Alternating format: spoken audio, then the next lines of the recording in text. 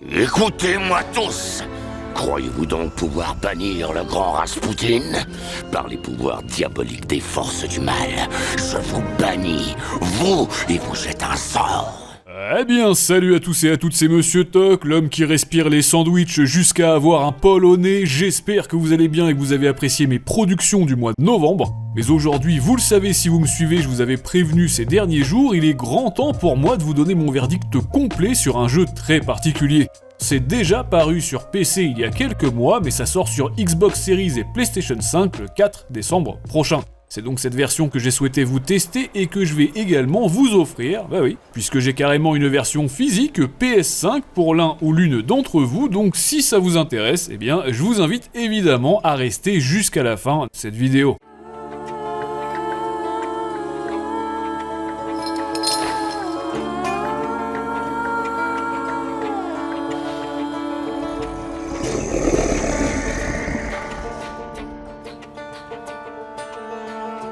Alors pour ceux et celles qui n'auraient pas du tout suivi l'histoire du projet Thaumaturge, ou Dépêche-toi Super Tomate en bon français, sachez que vous êtes face ici au tout nouveau bébé d'un studio polonais à qui l'on doit notamment le remake du tout premier The Witcher, dont le développement a démarré en l'an de grâce 2022 et qui est toujours en chantier à l'heure où je vous parle. On notera également que ce Thaumaturge est édité par 11-Bit, l'entreprise qui nous avait déniché l'excellent Indica en début d'année, mais que le projet est toutefois arrangé à 666% dans la catégorie des AA. Alors non, j'ai rien du tout contre les alcooliques anonymes, ni contre la vodka polonaise, mais là je t'avoue que c'est pas du tout le sujet. En effet, en termes de budget, je pense qu'il est tout de même primordial de bien comprendre que la production de ce jeu vidéo aura coûté la somme de 4 millions de dollars, contre pas moins de 100 millions pour un Baldur's Gate 3, par exemple, soit 25 fois plus, mine de rien. Une donnée très importante donc, mais qu'il conviendra toutefois de noter pour plus tard, parce que pour le moment, je dois démarrer ce test en vous résumant la nature du projet. Et même si je ne suis pas du genre à bégayer autant que François Hollande,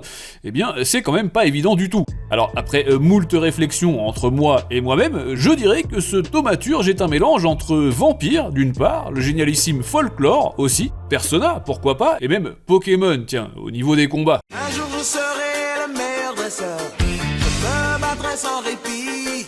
Ouais non c'est bon, ça va aller, merci. Quoi qu'il en soit, on est donc ici sur un RPG en vue isométrique et avec tout un tas de documents à lire et à comprendre par soi-même. D'aucuns diront sûrement que c'est finalement une espèce de Disco Elysium, mais en moins chiant. Effectivement, on appréciera de prime abord le côté visuel de ce Thaumaturge, puisque le bébé tourne sous Unreal Engine 5 et propose donc une esthétique et des décors hyper léchés, permettant de mettre en avant le terrain de jeu absolument superbe sous la forme d'une map semi-ouverte, partagée en différents quartiers aux ambiances toutes très marquées.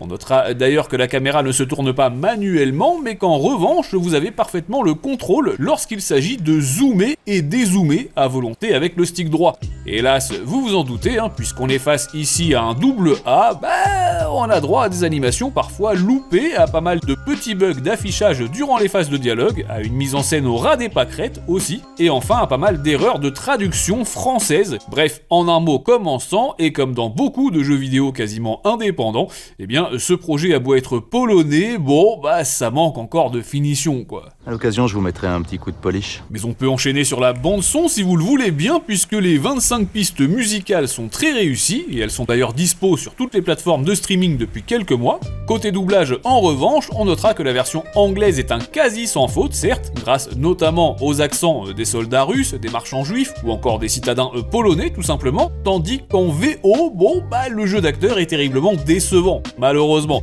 Mais puisque j'en ai à présent terminé avec la partie visuelle et la partie sonore, vous savez très bien ce que ça veut dire. Mais oui, il est venu le temps des cathédrales, enfin de parler du scénario quoi. Et sur ce point, honnêtement, je ne vais pas y aller par quatre chemins, oui la qualité est largement au rendez-vous. En effet, sachez d'abord que le protagoniste du titre a été baptisé Shulski, de son prénom Victor, avec un W, attention, c'est pas le même Victor qu'on regardait à la télé dans les années 90 pour apprendre l'anglais ou encore l'espagnol.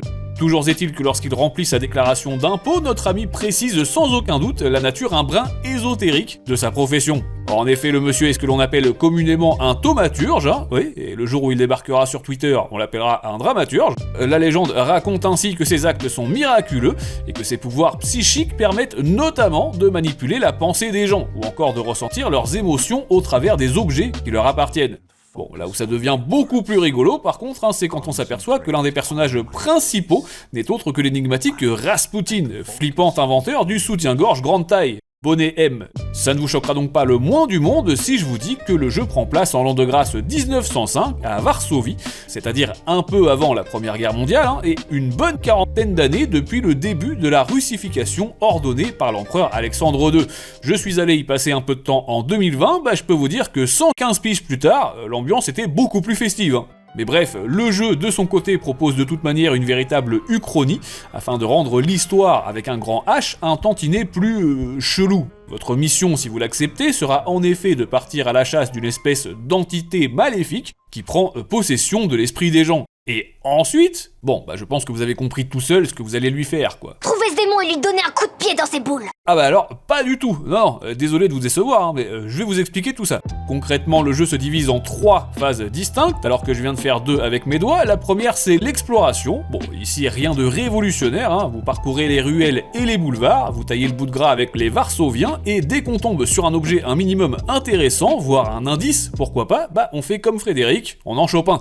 La seconde phase, c'est tout ce qui touche à l'enquête et au choix de dialogue. Ici, on utilise avant tout nos pouvoirs de mentaliste, à la fois avec la touche R2 pour activer la perception, afin de suivre les petites particules rouges qui flottent dans les airs tel un sac plastique filmé avec un caméscope, mais aussi face à nos interlocuteurs en manipulant leur esprit, je vous le disais, en prêchant le faux pour savoir le vrai, et finalement utiliser toutes les recettes qui sont contenues dans le grimoire Weiss que vous portez à la ceinture. Du genre, je sais pas moi, curcuma, riz, curry... Ah oui, alors attention aussi à l'arbre de compétences qui fait partie intégrante du gameplay, oui, parce que si vous n'augmentez pas suffisamment telle ou telle discipline, et bien au sein même des quêtes, vous vous retrouverez dans l'incapacité pure et simple d'étudier tel ou tel indice, et vous n'aurez pas accès au bon choix de dialogue non plus. Bon, et c'est d'ailleurs généralement à ce moment-là, qu'on finit par découvrir la 3e et dernière phase proposée par la boucle de gameplay. La bagarre. Exactement, et plus précisément le système de combat au tour par tour, vraiment très intéressant pour le coup. Manette en main, il vous faudra effectivement faire attention à plusieurs facteurs, tels que la chronologie des actions, située en haut au centre de l'écran, le fait de choisir entre affaiblir votre adversaire avant de le frapper ou au contraire tenter une approche plus directe mais en prenant le risque d'être victime d'effets secondaires, la plus chouette des subtilités restant évidemment ce que vous voyez depuis le début de cette vidéo, c'est-à-dire votre cheptel de créatures assoiffées de sang. Elles sont toutes démoniaques, issues de légendes slaves, juives ou encore arabes, et ce sont ce que l'on appelle ici des salutors, à ne pas confondre avec les bonjours Loki. Mais bref, lors des affrontements, ils sont là pour se battre à vos côtés, c'est d'ailleurs vous qui leur donnez des ordres, tout en sachant que pour avoir le droit de les capturer, vous devrez au préalable avoir réussi les quêtes qui leur sont attitrées, et ensuite les affronter façon combat de boss. Un mix des genres donc, je vous le disais, qui, non content d'être très agréable à jouer, se voit carrément doté d'une durée de vie généreuse pour un double A vendu 35 balles. Comptez donc une bonne vingtaine d'heures si vous désirez simplement suivre la trame principale, et plutôt une quarantaine d'heures si au contraire vous êtes curieux de tout et que vous souhaitez choper toutes les coupes de cheveux chez le barbier, tous les vêtements chez le tailleur, toutes les fins aussi selon vos choix moraux, tous les morceaux de musique, tous les magazines de mode, mais également les salutors secrets ou même pourquoi pas les 57 trophées. Personnellement, j'ai passé un super moment sur ce thaumaturge et en partie parce que rien n'apparaît sur la map. C'est à vous de tout chercher et donc de tout trouver. Alors, au début, on est un peu paumé, forcément. On se demande si Pierre surfe, si Jacques marche, si Paul skie, et puis on finit évidemment par se faire à ce système bien cool dans lequel même les PNJ ont été bien écrits. Par exemple, à tous ces enfants qui à cette époque parlaient déjà comme des darons et peuvent même vous aider dans votre chasse aux sorcières tellement ils sont bien renseignés sur les coutumes du voisinage. La semaine passée, me dit, il va y avoir amour samedi. Non, pas samedi, samedi. Ben non, là, t'es rare. On l'enterrera samedi. Mais vous ne l'avez sûrement pas oublié, j'ai toujours une version physique PS5 de ce thaumaturge à vous offrir. Elle sort le 19 décembre prochain, donc si jamais vous souhaitez tenter de la remporter, c'est très simple. Il vous suffit d'être abonné à ma chaîne, de laisser un like sous cette vidéo, et bien sûr de me laisser un commentaire pour m'expliquer ce que vous feriez en premier si vous aussi vous pouviez manipuler les gens par la pensée. Je vous laisse faire ça tranquillement, et de mon côté, j'effectuerai le tirage au sort dans l'une de mes prochaines vidéos du mois de décembre. En termes de points positifs, j'ai donc noté le visuel superbe, le mélange original des genres, je viens de vous le dire, toute la partie son aussi, que ce soit musicalement ou les doublages, et enfin la bonne durée de vie, là encore, je l'évoquais il y a quelques instants. Malheureusement, c'est contrebalancé par quelques points négatifs, et notamment la mise en scène inexistante, ce qui est fortement dommage, surtout pour un jeu qui tourne sous UE5, et puis malheureusement des erreurs de traduction, comme je vous le disais, c'est pas la mort, mais franchement, ça aurait pu être beaucoup mieux travaillé à ce niveau-là. Voilà donc tout ce que je pouvais vous dire sur ce thaumaturge qui sort donc le 4 décembre prochain sur Xbox Series et PS5. J'espère que cette vidéo vous aura plu et vous aura fait kiffer un minimum. N'hésitez pas à la partager partout où vous le pourrez, à me rejoindre aussi sur les réseaux sociaux et bien sûr à vous abonner, surtout maintenant que j'ai activé les membres soutiens. Voilà, il y a plusieurs tarifs, il y a plusieurs emojis, machin, tout ça. Bref, vous connaissez la chanson, c'est vous les patrons. Je vous laisse aller voir ça et je vous donne rendez-vous pour ma toute nouvelle vidéo qui sortira très bientôt. Mais d'ici là, jouez bien, amusez-vous bien et à très vite. Hello? I talk here? Do you hear me now? Victor? Victor, are you there? Grigori? Yes. Victor, where are you? On the other end of the line, at home, where the telephone rang. Incredible. Has something happened? To me? No. I am telecommunicating with you to say I found lodgings here in Warsaw. If you need me, I'm by the cemetery. What number is it? Yes. 7 Powaskowska Street. Number 7 by cemetery. Powaskowska. I'm glad. It's good to hear your voice. It's good to hear you as well. Goodbye. I want to end now. What do I... like this? Wonderful device. Remarkable. Hello? Oh, and now?